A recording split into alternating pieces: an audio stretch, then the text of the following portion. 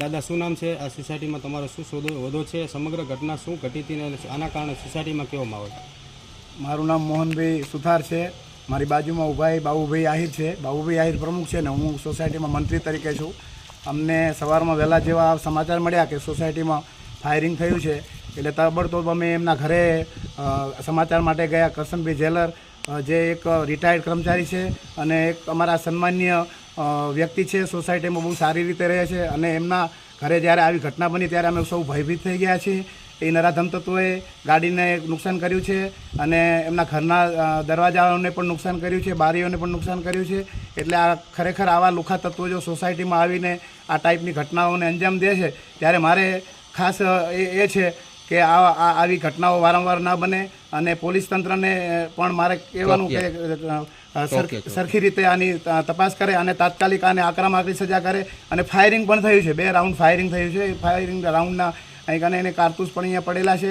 અને પીઆઈ સાહેબને પણ મારી નમ્ર અરજ છે કે આ બાબતે તાત્કાલિક પગલાં લેવામાં આવે ને આ તો સોસાયટીમાં આ ઘટના બની, કાલ ઉઠીને કોઈ બીજાના ઘરે આવશે ત્યારે પણ આવી ઘટનાઓ બને તો એ ખરેખર આ રાધનપુર શહેર માટે યોગ્ય નથી. એ અમારી સોસાયટીની તમામની માંગણી છે કે તાત્કાલિક પગલાં લેવામાં આવે. ચોકીદારને પણ એમને ભયભીત કરી દીધા હતા. ચોકીદારને સાઈડમાં બેહાડી અને કીધું કે ભાઈ અમારો મામલો છે, મળવા જવું છે એમ કરીને ચોકીદારને પણ હાથમાં પેલી ટામી હતી, ટામી બતાવી અને ચોકીદારને કીધું કે તમે દૂર જતા રહો, આ અમારો મામલો. એટલે ચોકીદાર પણ અમને ભયભીત થઈને રજૂઆત સવારમાં કરતા હતા કે ભાઈ મારે પણ હવે આમાં કેવી રીતે કામ કરવું એમ. આમ મારી નમ્ર અરજ છે અમારી સોસાયટી વતી કે આ મામલો તાત્કાલિક સંવેદનશીલ ગણી અને અગ્રતા આપી અને એકદમ કડકમાં કડક કાર્યવાહી કરવામાં આવે તેવી અમારી માંગણી છે. અસ્તુ.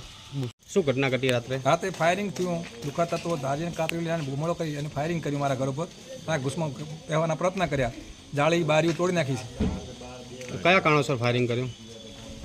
કોઈ છોકરાને બોલાચાલી થઈ હતી સામાન્ય, એમાં આણે આવું કર્યું છે એમ. છોકરાને મેં પૂછ્યું એટલે છોકરામાં ફાયરિંગ કર્યું હતું. શું નુકસાન થયું છે? નુકસાન જો જાળી તોડી નાખી, ઘરના બારણા તોડી નાખ્યા છે, ઘરની જાળી તોડી નાખી છે, ગાડીને કાચ તોડી નાખ્યા, 2 ગાડીના કાચ સાફ તોડી નાખ્યા છે. બરાબર. અને પછી એવું કહેતા હતા તમે બહાર નીકળો તો નથી મારી નાખવાના હતા, છોકરાને બહાર ગાડી મારી નાખવા છે એમ. આમાં કોઈને ઈજાઓ થઈ ખરી? ઈજાઓને તો નીચે નમી ગયો ને કે ઈજા થાલે હતી ને, પણ પછી અમે બારણું ખોલ્યું નહીં. બારણું ખોલો ને તો મને એક હાથાને નુકસાન કરો આ લોકો. રાધનપુર પોલીસ ફરિયાદ નોંધાવી? રાધનપુર પોલીસની ફરિયાદ નોંધાવી ચાલુ છે. કેટલા એ સમસ્યામાં? કેટલા 5 કે 6 એમ કહો. 5 થી 6 ચોડા અમે ફરિયાદ નોંધાવી. શું માંગ છે તમારી? કાયદેસર કાર્યવાહી કરવી પડે, આના માટે કડક પગલાં લેવા પડે. આજે આ કાયદાની વ્યવસ્થા જળવાઈ નહીં રહે. કેમ કે આ લોકો જો આવું લુખા તત્વ કરતા હોય અને જો કોઈના ઘરનામાં ફાયરિંગ સોસાયટીમાં કરતા હોય તો પછી કોઈનું કાયદાની વ્યવસ્થા જેવું દેખાતો જ નથી ને. કોઈ બીક જેવો શબ્દ જ નથી ને એમને. ઓકે.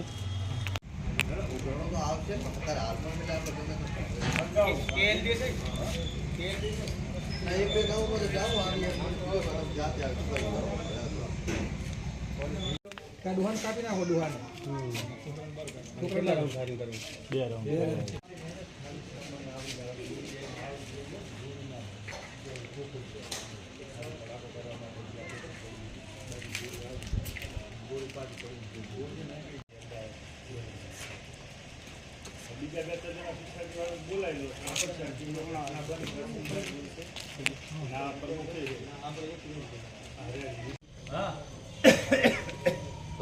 એક મિનિટ.